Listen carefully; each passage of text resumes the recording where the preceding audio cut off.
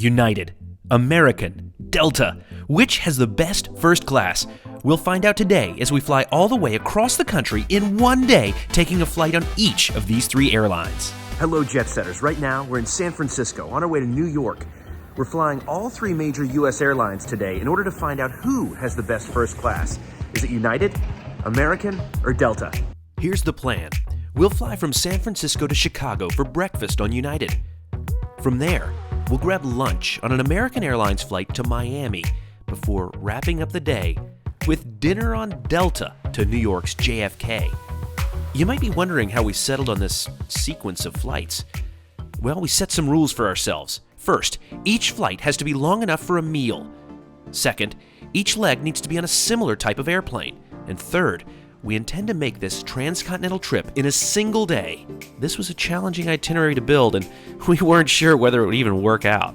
Thankfully, I'm not traveling alone today. Instead, Suzanne is with me. Now, which leg are you most excited about? I can't tell you yet because I'm coming into this with a complete open mind. We'll just see how it goes. We kind of each have our own favorite airlines, but today we're a blank slate. Well, the first one is on a 757-300, the true flying pencil. What do you say we go to the gate and check it out? Let's do it. All right.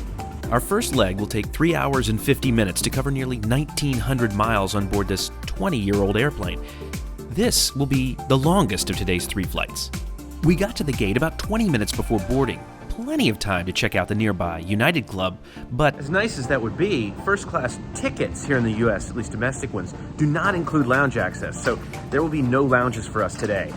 we made a video highlighting the biggest myths around domestic first class.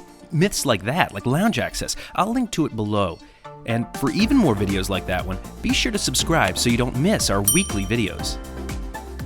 Most of the airport was quiet at this early hour, but our gate was bustling, and boarding began right on time, about 40 minutes before departure. Hopefully the rest of the day goes as smoothly. United put a whopping 24 of these first-class seats in their 757-300s. That's going to be a ton of work for these flight attendants. Storing my backpack was no problem under this seat, and we also carried suitcases on. Thankfully, there was plenty of room up here.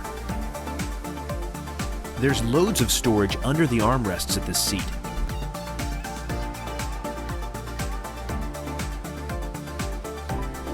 With 38 inches of pitch here, there's plenty of legroom. And my window seat, 4B, offers not only one, but two windows. While there's no seatback entertainment on these airplanes, here's something we're not going to see on the other airlines today: an in-flight magazine. Not sure whether I enjoyed the route maps or fleet description more. Water was offered as a pre-departure beverage, but coffee is what we really wanted. Metaljet mainliner dawn patrol service to Chicago. Thank you so much for getting up early out of bed and coming along with us today. On behalf of the entire crew, we welcome you aboard In the Air. It's 3 hours and 43 minutes. An on-time departure was a welcome first step for this day-long adventure. Here's hoping the rest of the flights operate this smoothly. Once we were in the air, I turned on my iPad. Again, there's no seatback entertainment on this bird. Streaming movies were available through the United app, which you'll need to download before departure to use on board. Unfortunately, the flight maps weren't working, but there was some interesting information about our trip anyway. Wi-Fi was also available. It's $8 for Mileage Plus members, and costs $10 if you aren't part of this free program, so it really makes sense to join.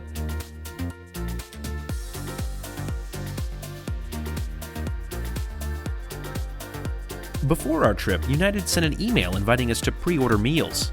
Past me chose the egg scramble with ham and vegetables with the hope that future me, now present me, would be happy with it. And I was. Often, breakfast is criticized as a weak offering among airlines, but I've had some truly delicious breakfasts on board airlines recently, and this was pretty good. Suzanne chose the tomato and kale baked egg white pastry, which she really liked too.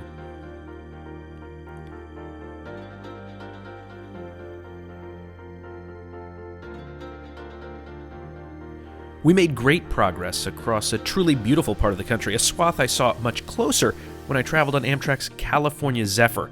I'll link to that video below. The flight attendants worked hard on this trip, and they had to, with 24 people to serve in first class. Unfortunately, though, that meant we did not see them very often. Had to wait a while for more coffee. As we flew over Chicago and began our approach into Chicago O'Hare Airport, my mind started to shift to our next flight. How would American Airlines do? We'll soon find out. It's United Airlines in the books. Next up, American. Let's go. So we're on 3 separate tickets today because obviously it's 3 different airlines. So making these connections, these connection times are pretty key. Looks like we're okay here in Chicago. We'll see about Miami. Well, also, we did not check any bags just to make it easier and try to stay behind security the whole day. We had about 50 minutes to make our way from one end of O'Hare to the other. So, first flight down. What'd you think of United, Jed? Well, so far they're the winner and the loser, but we still have 2 more flights to go. So American and then Delta. We'll find out who the winner is.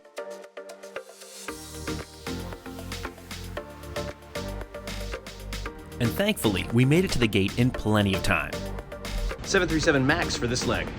This 1-year-old plane looked a bit fresher than the 2-decade-old 757 that brought us here from San Francisco.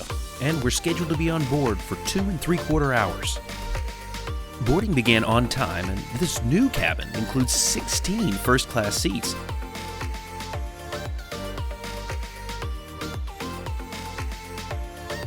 And it was easy to find space in the overhead bins for our suitcases.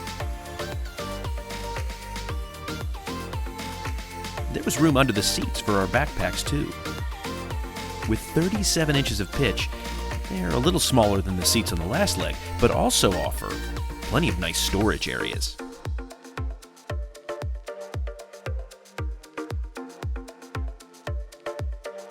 Our flight attendant apologized profusely for the fact that our airplane had been catered late and she could only offer us pre-departure cups of water instead of having more to offer. We should be closing up here in the next few minutes and pushing off the gate. It should be a rather short taxi out to the runway. We're not expecting any delays for our departure. 2 hours and 36 minutes is our flying time today at 35,000 feet. Our pilot's optimism about a short taxi time at O'Hare was unfounded. It took us 40 minutes to get out to the runway. That was time we really needed to make our connection in Miami. Well, there's nothing we can do about it now.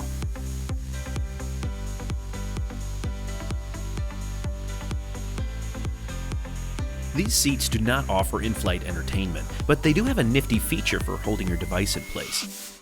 That's nice because it allows you to use the tray table for work or eating and continue to watch something at the same time.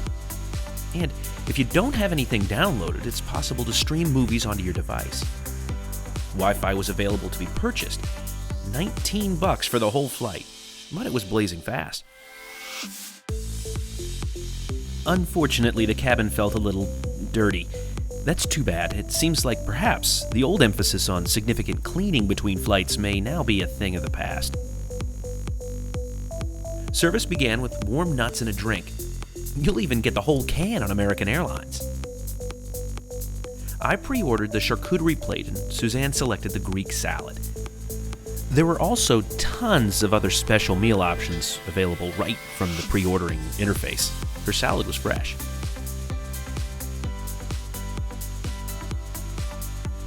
And my charcuterie plate was far more filling than I'd expected. To get a hot meal on American Airlines, you'll need to be on a domestic first-class flight longer than 3.5 hours. But I don't mind saying, this was a really nice meal. I cleaned my plate after all.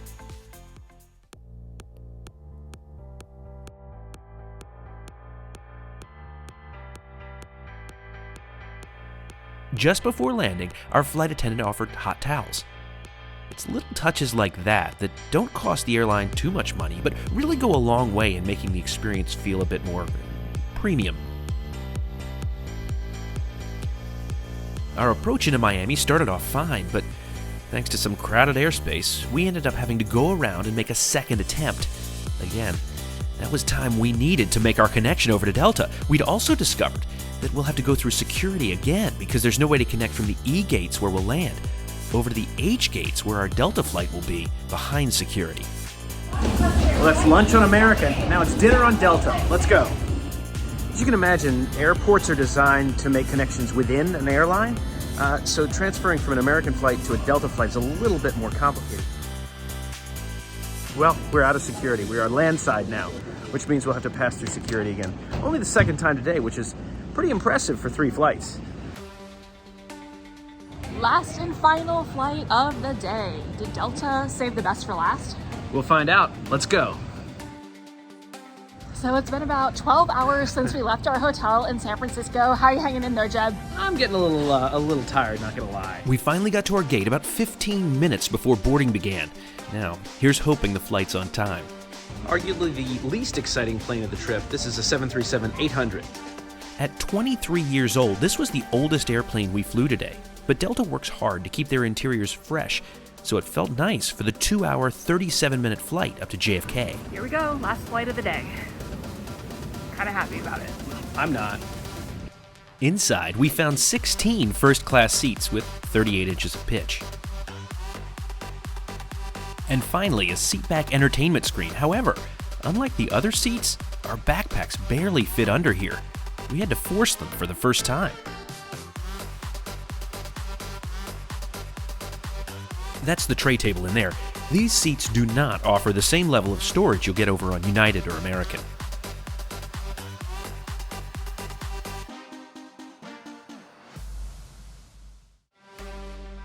In addition to bottles of water at each seat, we were offered a traditional pre-departure beverage on this flight. I opted for a gin and tonic. The seatback screen offered tons of choices, and in my opinion at least, it's heads and shoulders above any streaming option.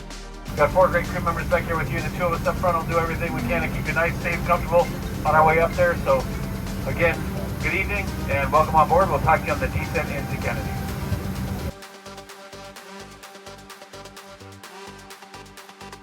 The sun disappeared quickly, but flying over Miami is always a highlight, no matter the time of day.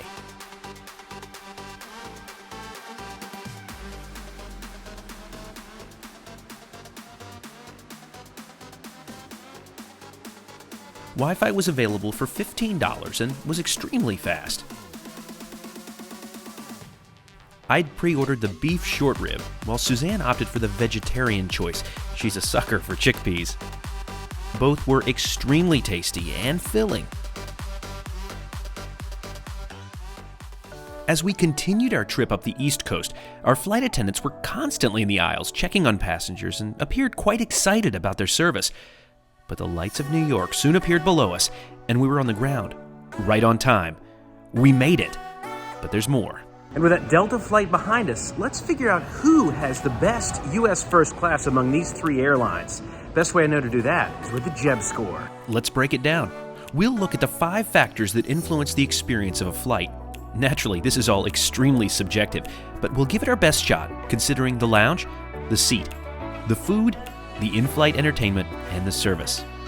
There's no winner for the lounge, since none of these airlines include lounge access with their domestic first-class tickets. For that, head over to Alaska Airlines. Next, to the seats. Delta comes in 3rd for theirs. Although it was the most well-padded, their seats have far less storage, both in the seat and under the seat, than the other airlines. The seats on United and American were similar in the amount of space and storage provided, but we'll give American the win for the fresh and modern feel of their seat, as well as that handy device holder. Let's talk food. We had to rank American last since they did not offer a hot meal. The other airlines offer hot meals on flights of similar length, and even though it was tasty and I ate it all, American's cold charcuterie plate left me hungry. United takes the 2nd place here with their basic but tasty breakfast. And that leaves Delta the winner with their full pre-departure beverage service and delicious dinner. Now, on to the in-flight entertainment. American and United were pretty similar, both offering streaming entertainment to your own device, but we'll give the edge to United for offering well-priced Wi-Fi. The obvious winner is Delta because of their seatback entertainment. You can't beat that convenience. And lastly, service. United comes in 3rd for service this day, which was no doubt due to the early hour and large first-class cabin, but I sure would have liked to have had more coffee. Delta comes in 2nd, but American is the winner. Our flight attendant was incredibly engaging and went out of her way to introduce herself, greet each passenger by name, and provided friendly, efficient service. So when you tally that all up, it means the winner of this U.S. domestic first-class comparison is Delta.